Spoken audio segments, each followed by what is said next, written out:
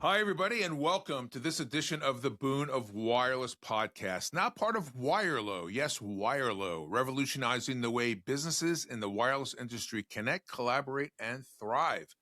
As the premier B2B marketplace, Wirelo's platform is designed to cater specifically to the needs of the wireless store vendors in America. Please check them out at wirelo.com. I am your host, Jon Horovitz, coming to you as always, high above the streets of northern New Jersey at ANJ Media. Well, today we have a special edition of the Boon of Wireless Podcast. This month marks the 2-year anniversary of our podcast, which began in February of 2024. And as we said then, we aim to provide knowledge, educate our listeners about the wireless and mobility space, and speak with the movers and shakers in our industry. Now, with our 60th episode here, let's go. Over the past 2 years, we have welcomed 23 CEOs and over 24 guests who are in the C-suite of the companies. Our conversations have been enlightening and have fostered conversations and debates long after they aired. And in the fall of 2025, we were thrilled to become part of Wirelo in Princeton, New Jersey. As we said earlier, Wirelo is the premier B2B marketplace meeting the needs of wireless store vendors across the country. So, from our very first episode with Boost Mobile and MobileX founder Peter Adderton to last week's insightful talk with Verizon Value Channel Vice President Jay Milianico, we believe that we are delivering on our promise to educate and enthuse our viewers and provide great guests that have their fingers on the pulse of the wireless industry.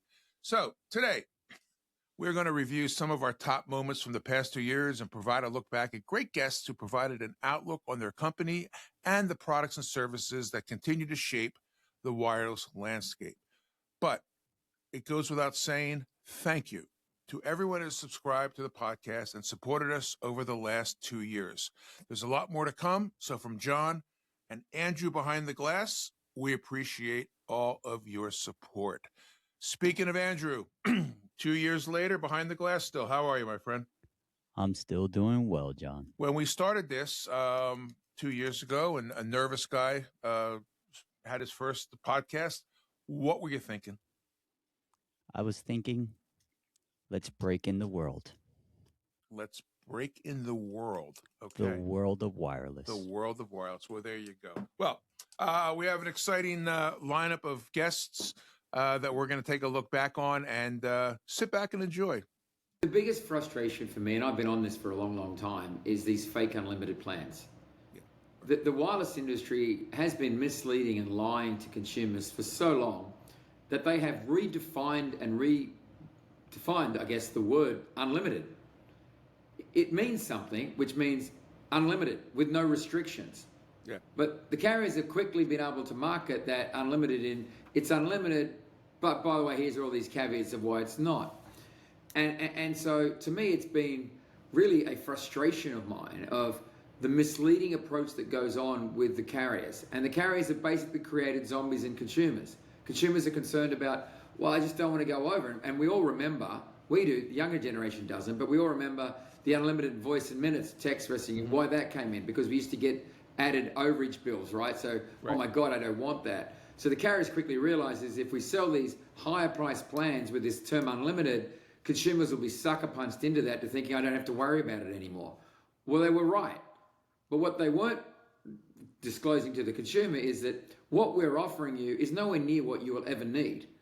And so consumers have been buying these very expensive insurance plans. I mean, they make their money two ways, right? They make it through breakage and overage. Right. And then obviously global roaming. But the breakage and overage is the one that really, to me, frustrated me a lot. So what I wanted to do was make sure I could come back and create something. So the first question I ask everybody, and I'll ask every one of your, your viewers on this through YouTube and Spotify and your channels, how much data do you use a month? The example that's kind of been adopted is, imagine you bought a Honda and then were forced to go back to Honda every time you wanted an oil change, right, or every time you wanted your windshield wipers replaced. You're not forced to do that. You can go to any auto parts store and do that yourself because you know how to replace windshield wipers, or you can go to your local gas station and get your oil changed. Quite honestly, it's just not fair that people who have a phone have to go back to Apple or Samsung or whoever else to get original parts to repair their phone. And that's what Right to Repair is trying to fix. And correct me if I'm wrong, haven't both Apple and Samsung loosened a little bit of their formerly don't touch my phone? Yeah. Apple launched a kind of do-it-yourself program, which I think is interesting, I'll call it. Okay. I don't know too many people who are willing to break open their $1,200 iPhone to replace a battery. Right. But it has allowed some parts and some instructions and schematics and some tools to be brought down into the independent repair channel. Okay. It was incredible to see the mix of people that were there internationally. I had thought that when we started talking about this a year or two ago that it would be mostly a United States-based event with people, but I was really surprised and very happy to see the amount of people that did commit to come from all over the world at the event. I think there are two sides to it. So there is interest in the US market from in Europe and also in Africa. So there have been loads of questions around when we go into the US in person. And what I found really interesting at the same time is openness coming from the US companies around learning what others are doing and how they innovate and how they're scaling outside of the US market. So it was really good to have that mix on site, to have the next level conversations. Now that MVNO Nation is truly a global success, do you see expanding to any other regions around the world in the future? Asia and Latin America are very interesting markets for us. And we're already having conversations around how we can play a role there. But that's really around running those in-person events there, potentially where we have this kind of ongoing presence and ongoing conversations with those regions already. But we'll see what these conversations bring. Straight up, we're seeing anywhere from 60 to 80 or better % data savings on video, which is huge. So I know that you want to talk about this. The biggest benefit I see on everything you've talked about is cost savings for the user, but more importantly, cost savings for the MVNOs that are paying the big carriers for data usage. Now, forget about offloading on the Wi-Fi. This is when they're actually using the network data. What type of, for example, savings would the average customer use? Not the heavy duty, or maybe the heavy duty streamers, but what kind of savings are you looking at for the MVNOs and end user? Great question. So MVNOs, the mobile virtual network operators who are paying wholesale data costs to a big carrier, definitely can benefit probably right now the most, because they typically are at the mercy of whatever data limiting plan that their wholesale carrier has. And we've actually been able to improve wholesale carrier data compression. And I'm just using that word for ease of use. We can improve that even by 30% with our solution. But straight up, we're seeing anywhere from 60 to 80 or better % data savings on video, which is huge. When you think about this being the bulk of the data delivery costs, streaming video, and then we're able to reduce that by, let's just say, average 70%, that's an amazing amount. Create some sort of create a culture where it's fun to be at work. Okay. These people, a lot of the younger generation, they want to have fun. And I know we all want to have fun, but if you create some things that are, community, fun, excitement, make it a place where they want to come, where they want to be. More than anything else, I'll tell you, they need friends at work. When people develop friendships, some of their closest friends at work, they will come to work. They can't wait to get there. So make sure you have opportunities for people to bond outside of work so they can create those friendships and they get excited about coming. Excellent point. And I was going to talk about culture, and thanks for bringing it up, about how I was going to put a bow around your 6 items there and talk about company culture, because I've worked for some very large corporations, both in consumer products and in the wireless industry for the last 33 years, wireless. And I've seen some great cultures. I go back and, selfless plug here, Nextel Communications had the best company culture that I've ever seen and I've ever been a part of, and we still talk about it. Although Nextel, ceased being in 2005, 2006, but the company culture there was something like I've never seen, and it started with the CEO.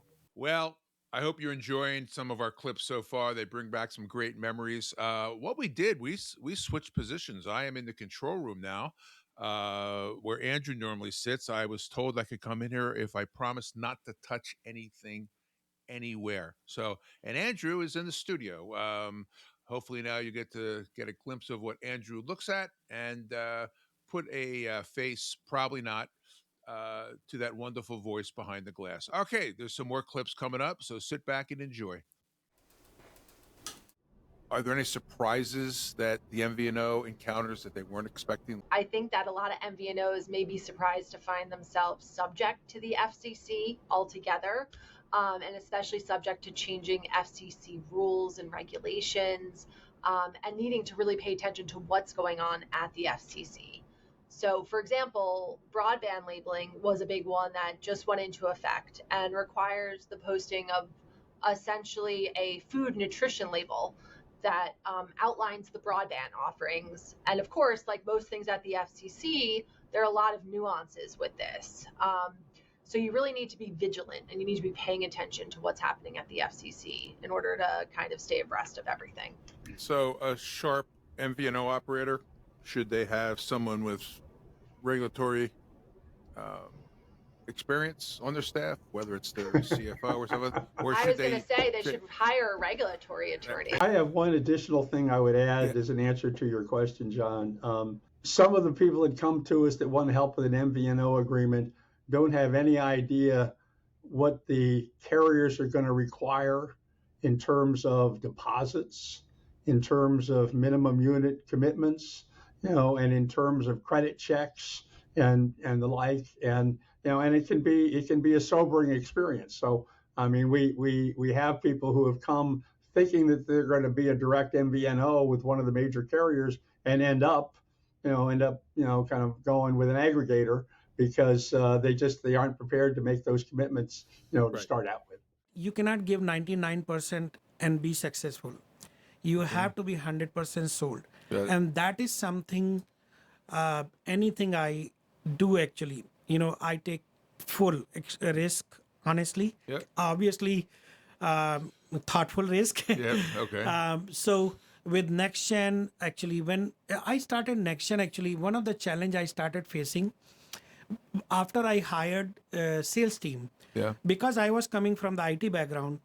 So when my field team visiting the dealers, I didn't have any tracking. So I didn't know like what door retail store they visited, what conversation they had. And coming from IT background, that was kind of like thinking, how can I know what my dealers are saying that? Right. So I tried Salesforce, I tried Zoho, CRM, but what I found was they had a certain limitation. So some were like just CRM. I needed something where I can have my field team, when they visit, they carry the inventory also. And when they are at the retail location, they can check in also. And I looked many tools actually. And then I went to NetSuite also. And NetSuite was so expensive. I remember like that time, I think 40,000 something they asked. I said, if I, as a small business, if I cannot afford any of this software, there are many businesses like me out in the market. Yeah. And that's when LinoByte actually, I started. And I'm personally open to creator partnerships with carriers, but I want to always retain how I'm honest and unbiased throughout what I'm talking about, and kind of use my script, not their script.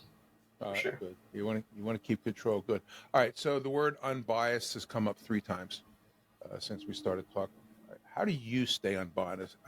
I mean, everybody's had a bad experience with their carrier. Everybody's had a bad experience with their insurance company. Okay. Yeah. So obviously you've had good and bad experiences with cell phones. How do you stay unbiased and honest in your recommendations and information that you provide? Not first to the subscriber, and then, if at all, with the carrier. Well, so I don't necessarily provide information for the carriers, and it may be something I venture out into later on, but right now my channel is definitely just consumer focused. Okay. But I'm a consumer, and I'm the senior vice president of engineering and marketing at Verizon. Yeah. And I see you. That's gonna maybe not change the way I do business, but it's going to stick in the back of my head that this gentleman just put a YouTube video out there with 4,000 subscribers, 1.3% of them in New Jersey. And wait a minute, is this factual? Is my network actually doing this, or is our marketing message actually saying this? So, yeah. Go ahead. People really appreciate my unbiased approach, and for the carriers that I'm talking about especially, people trust my information in recommending that carrier more because the people know that it's coming from me and it's not being advertised. So they're going to trust it a lot more. So that could have a huge benefit for the carriers, and just encourage them to offer something that's genuinely good because they know I'd recommend it and people would trust that recommendation more. To answer your question, what I really enjoy is solving complicated problems, right? And solving puzzles. So, I get restless easily. So I like to get myself into, complicated problems and challenging environments. And prepaid for me, or the no contract space, is very special. As a kid, I really grew up in this space, right? I grew up in this type of urban environment and grew up thinking about this customer a lot. I think about my parents and what they did every single day to provide for me and my sister. It gave me this sense of grit and tenacity to be successful. But more importantly, I really admired this customer, right? I admire what they go through every day.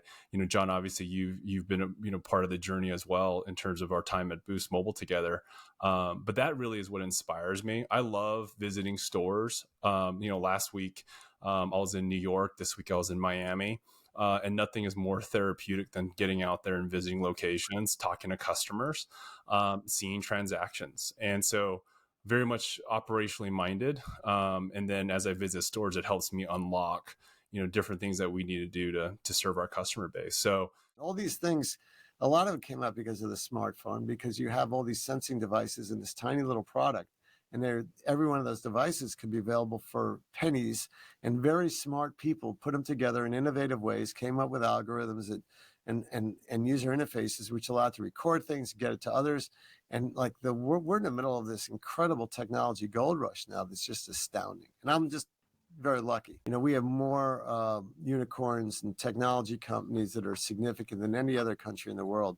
And that's made quite a difference in our national economy, our standard of living, and frankly, the advancement of the world's population and things like getting food and clean air and clean water and also health. I mean, a big portion of CES now is focusing on health technology, and COVID just pushed that along even further. So we've been in transportation, self-driving vehicles. That's very big. Some states and some countries now are starting to push legislation that children 10 years old, 12 years old shouldn't have access to a phone or shouldn't have access to certain internet sites. I'm a finance guy at heart, and that's what we live by, are those numbers. And we were scared to death that we knew the cash acquisition cost was going to be high, but what's the lifetime value really going to be like on these guys, right? We're floored because the LTV is 2.5 times any of my other customers. Wow. They're taking a higher end rate plan. Churn is sub 1%. And we're like, okay, well, this is just an anomaly. We've just hit one gold vein. They're not all going to do this. So we open up another 10 stores. And then we start learning things. And I touched a little bit on this when you and I were talking. Fort Myers, Florida, right? We opened Fort Myers. And I'm telling you, I think this is going to be the greatest store on the planet. It is right off the interstate. It's a shopping center that is incredible. And it has everything that you would ever want. We opened the store, crickets. Nobody's coming in. We got we show on our dot plots, the data science team is showing, we got customers all over this area. Nobody's coming in. And so what do? Well, we started talking to customers. What did we miss, right? What did we do wrong? And what we found out was where we are is just as important as what we do. So we started rejiggering and learning and taking just the data science guys' data and really putting it into things. So we learned so much in this process. We learned about where to put stores. So now we're at 47, right? And what we're seeing is CAC to LTV ratio, business school will tell you if you're doing 3, you're doing really well, right? 3x is a great number. 4x is outstanding. 5x, you're probably not spending enough in marketing. My retail stores are 5.2, 5.3x right now. It's crazy. The rest of my business is over 4, but those are killing it. And so because of that, we've just started going. And we said we're just going to keep going as long as they're performing. And we're getting better and better. New stores that are coming on are doing markedly better than the second batch that came on. And so, our plans are to go to 100 fairly quick. Service is completely different than hospitality. And I think if we've learned one thing is that service is a way to describe the technical delivery of the product. Did you do what you said you were going to do? Does it work? And the funny thing is with service, anything that is in the technical realm of service, we lose points and we lose customers when we don't do it as people expected, but we don't gain the love of our customers just because we did what they expected. So the analogy I always make, John, is air conditioning. If you come to one of our restaurants and the air conditioning is not working, you're going to either have a horrible night, like I'm talking about in the summertime, you're either going to have a horrible time or you're going to get up and leave. If the air conditioning, and you're probably never going to come back, by the way, if the damn thing doesn't work. On the other hand, if it does work, you're not going to turn to your wife or whoever you're with and say, "Oh my God, honey, don't you love this place? They have the most delicious air conditioning in the world." So having your product work, in our case, cooking the food the way you asked for it to be cooked, getting it delivered to the right person, not coming to the table and say, "Who gets the chicken?" When we do all the things we're supposed to do, that only gets us to the 49-yard line. That's kind of depressing when you think that performing everything perfectly in terms of making the thing work, which is really hard. Can you believe how hard that only gets you a 49 on your test, which is a failing grade? That leaves 51 points for hospitality. Very different from service. Hospitality is, oh, by the way, how did we make you feel while we were making the thing work? Did we do things not that you expected, but things that you did not expect? Did we go over and beyond? Did we do remarkable things? And one of the things we've learned in our restaurants all these years, and I totally believe it applies to car dealerships, to wireless companies, hardware stores, anything, is the biggest compliment a customer can pay you is to say, "You are my favorite, fill in the blank." Well, I hope you enjoyed this episode of the Boon of Wireless. Is just to take a break and look back over 2 years of just great guests, great conversations. And we promise you, both Andrew and I promise you that there'll be more to come over the next 2 years and hopefully beyond that. So thanks for watching. Thanks for supporting. And as always, we'll see you next time.